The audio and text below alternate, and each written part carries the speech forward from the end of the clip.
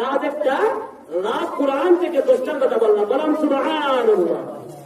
1 নম্বর কি, যে ব্যক্তি তওবা করবে আল্লাহ তাআলা তওবাকারীর জীবনের গুনাহ মাফ করে দিবেন, সুবহানাল্লাহ। 2 নম্বর, তওবাকারীর গুনাহ মাফ করে দিয়ে ওই গুনার খালি জায়গাকে আল্লাহ তাআলা নেকি দ্বারা ভরিয়ে দিবেন, বলুন না সুবহানাল্লাহ। 3 নম্বর, আল্লাহ তাআলা আসমান থেকে রহমতের বৃষ্টি দান করে জমিন থেকে ফল মূল রিজিকের ব্যবস্থা করে দিবেন, সুবহানাল্লাহ। 4 নম্বর, আল্লাহ তাআলা ইস্তেগফারকারী বান্দাকে যদি গরিব থাকে ওই গরিবি দূর করে আল্লাহ তাআলা ধনী বানায়া দিবেন, সুবহানাল্লাহ। 5 নম্বর, ইস্তেগফারকারী তওবাকারী বান্দা বান্দিকে আল্লাহ তাআলা সন্তান দান করে দিবেন, সুবহানাল্লাহ।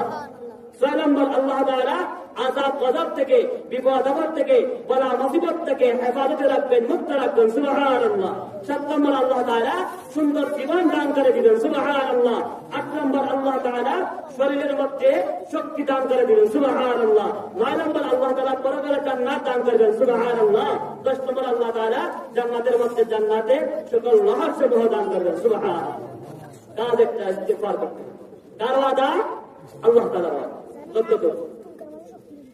আল্লাহর নবী